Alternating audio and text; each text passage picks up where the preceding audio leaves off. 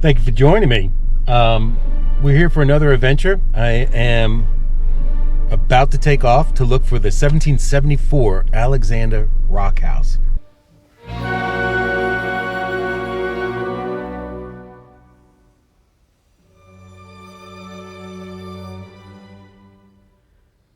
This is the oldest building in the county of Mecklenburg, and it is a building that existed prior to our Declaration of Independence.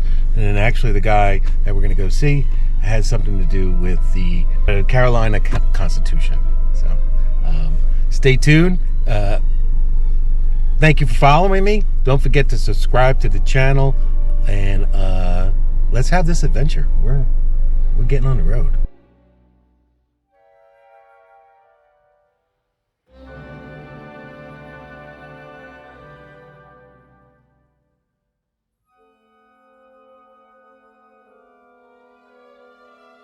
Here's the property as soon as you leave the main building. That's the museum, which I'm going to come back to. So you have a little seating area here, right by a stream. There is some sort of grinding stone.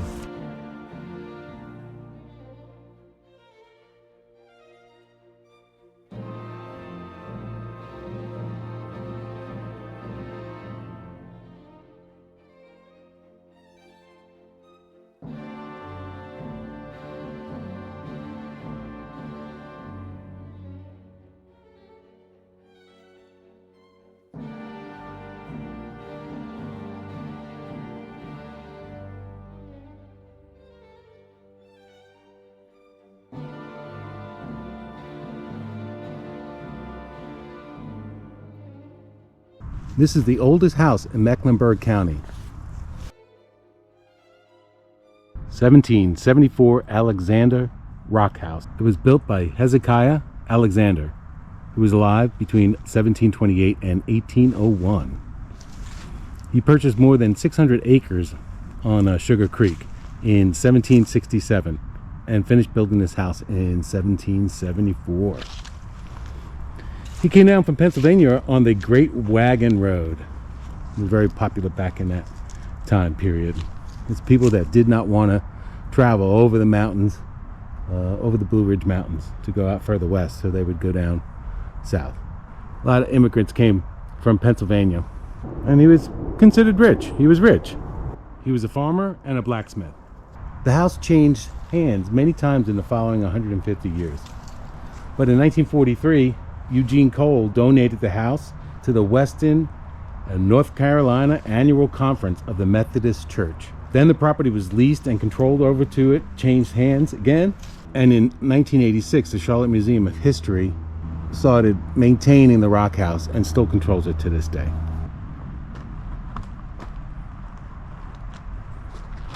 This here would be the kitchen.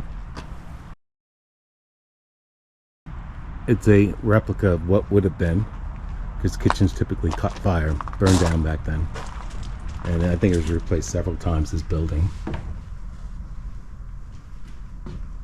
There's no lighting in here, so this is how it would have been. They would have candles. But electricity was not invented back in this time. What you'll see, which is very typical for this time period, is the ceilings are low.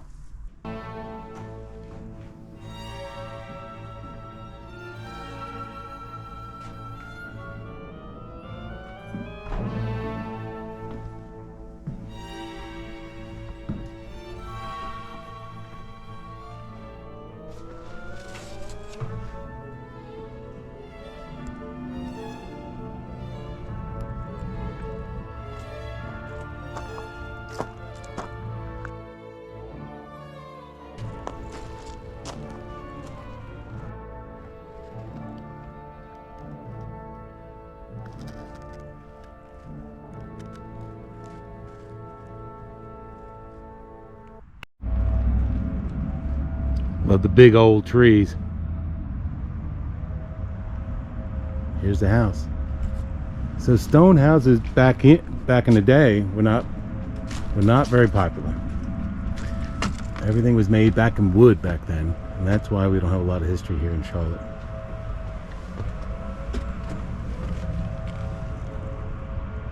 So Hezekiah was originally from Maryland, and then he moved to Pennsylvania, and then he moved to Delaware, and then he finally moved to North Carolina, to right here.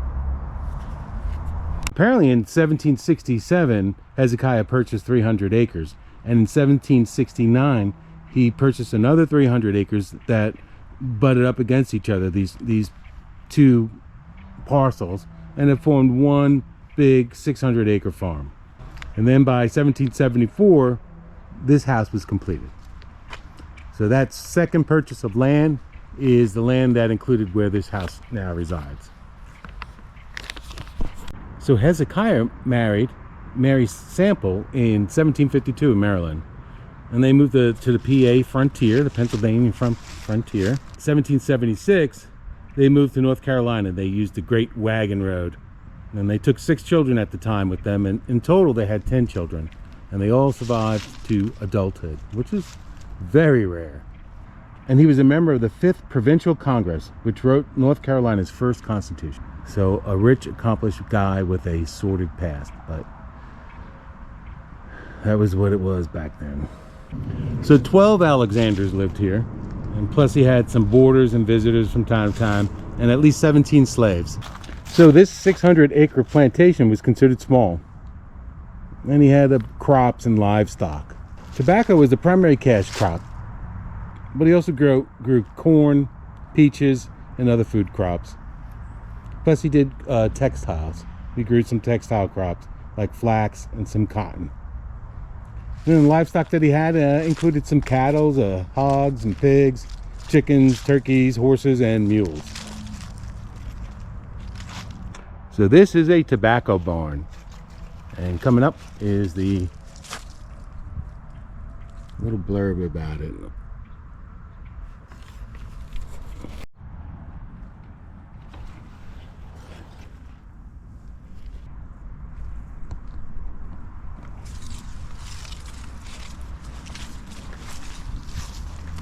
So these tobacco barns would, store equipment, but they would also hang their tobacco here.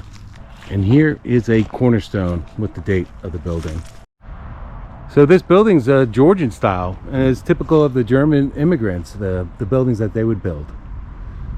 And don't forget, the Great Wagon Road was a frontier road that, as Philadelphia became and Pennsylvania became more populated and land was harder and scarcer to come by, people either decided to go out west or come down to the southeast. And if you came down to the southeast, you didn't have to pass over the Appalachian Mountains.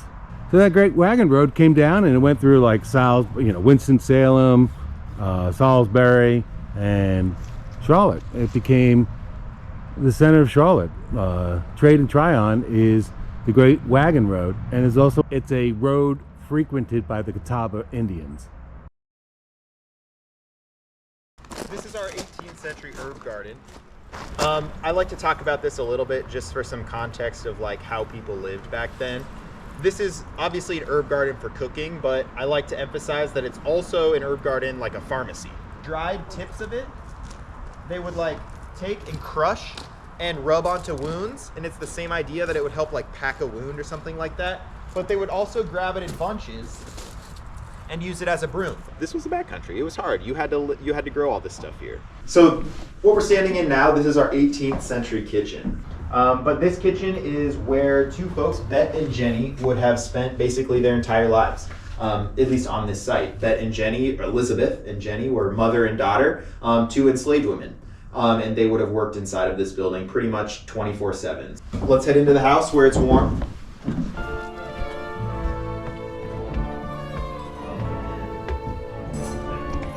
But welcome in. This is the 1774 Rockhouse. This is the oldest standing home in Mecklenburg County. The stones that you saw on the outside of the house were literally quarried from this site. We think they might have even carved them out of the cellar below us and then just built a house with it. We know some of them were taken from the creek that we crossed as well. If you look up, this wood that you see above you, this is the original 250-year-old wood. So we'll go upstairs in a second, but this wood right here, we can see right now is original. A lot of the first floor has been replaced and moved around over time just because, 250 years, a lot of wear and tear. Obviously, Hezekiah brought a lot of new ideas, new wealth, new sort of momentum to Mecklenburg County. But some folks didn't like that, right? There were some local newspapers at the time. There was a poem written calling this place a little palace on the hill. And they didn't really mean that in a nice way. They meant that in a who the heck does this guy think he is, building this massive mansion in the middle of the backcountry where there's a lot of poor folks struggling to get by, right? And so there's this sort of duality that I hope we'll understand walking through this house of Hezekiah as a super wealthy, influential politician, but also Hezekiah as a guy running a site in the backcountry just trying to live off the land, right? Like both of those things are kind of true at the same time, which I think is really interesting. So let's walk into the study. I just want to show you. This is my favorite room. This is Hezekiah's study. We talked already about how he's a signer of the North Carolina Constitution. Are you from Charlotte or this area? Yes. So do you know about the Mech Deck? Never heard of the Mech Deck?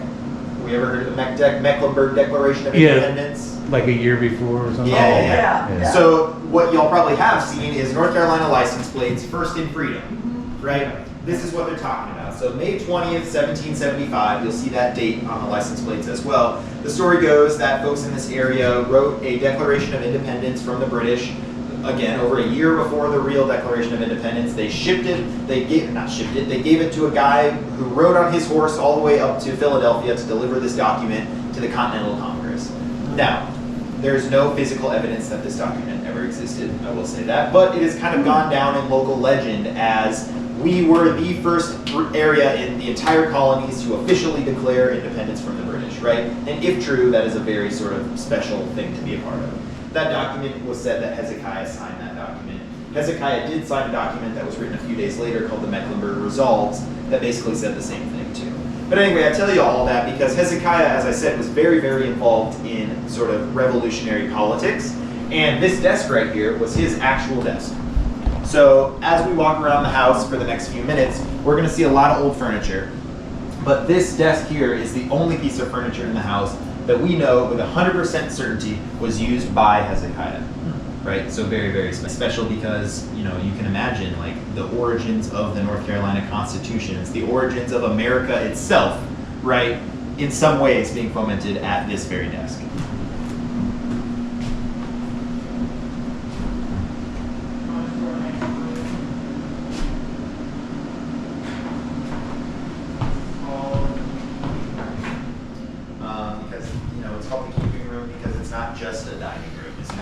In my mind, it's where you keep stuff. These plates are imported from England. In this room, I think I just like to emphasize first is people ask about the size of the bed. This is not their original bed. We have no idea how big their bed was. But the reason I say that is because all beds would have been custom made at the time. There were no standardized sizes of really anything that would have existed back in the 18th century. But especially if stuff like this, a bed that's made out of rope, as its main structure with a down feather mattress on top there. But I think it's interesting to think about the fact that they would have pretty much never bathed or showered. In fact, their thought was they still had the miasma theory where there's bad air. That grimy crap that builds up on your skin was good because it keeps out the bad stuff, right? They didn't know, like germs, bacteria people did not know what those things were at this time period. So I'd just like to emphasize, it's not that they were just disgusting people. It's that they were sort of doing the best that they could with the theories that they had. One thing that kind of always blows my mind is that they did have toothbrushes and that they knew that charcoal had basic like antibacterial and whitening properties. Something that I just think is really interesting that somehow for hundreds and hundreds of years, humans knew burnt wood, rub it on your teeth, and that's good for your health. Right? Somehow we knew that, and even still today, charcoal is in face wash and toothpaste and things like that. So they got a lot wrong, right? They got a lot wrong, but a lot of it they sort of got right through trial and error of thousands of years of human history, which I think is really interesting. Bone toothbrushes, but most people just using sticks. Scrape at your teeth, get the gunk off, at least your mouth feels clean, right? All right, let's go check out upstairs.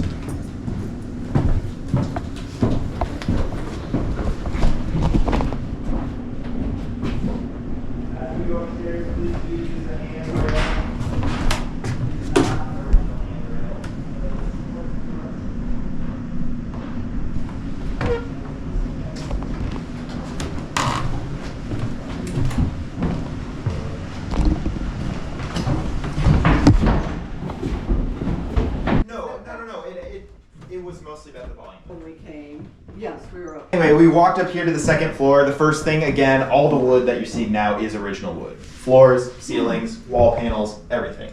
So this is the original white pine, right? That would have been clear cut from this area around us, right? Because when Hezekiah arrived, he would have seen all these white pine trees and been like, oh, so unhealthy. I can't grow my corn here. And so he would have had all his slaves cut down all the trees, use it for stuff like this. So this is a barn loom, be probably in a barn or some kind of external building, but we have it in here for preservation. But yeah, this is an original 18th century loom.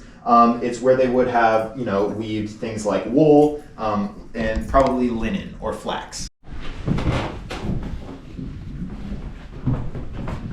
So yeah, this is the girls' room. They would have probably shared a bed, used a trundle. They would have had all sorts of guests coming through as well. So you never know who actually would have slept in this room, but we know it would have been the girls' room. We do have it set up with a lot of the weaving stuff in here, although, like I mentioned before, weaving during this time was not a gendered activity. Everybody needed to know how to use that loom. Yeah, so that's something that's interesting, like how today wide floorboards are sort of the more expensive floorboards.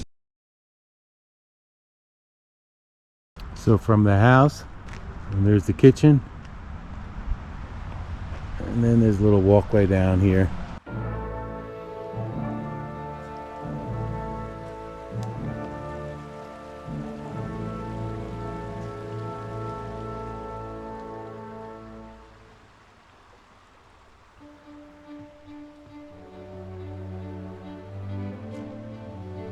The spring house.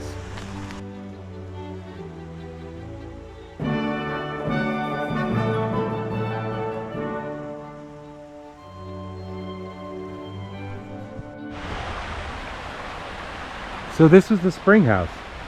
And basically what happened was there would be a spring that came up and met to the surface, and they would they built this house around the spring, and the spring would act like a refrigerator and keep their goods cool. So this is a storage building right here. So the water is really low, but normally the spring would have come out through this hole over here and run down into the stream here.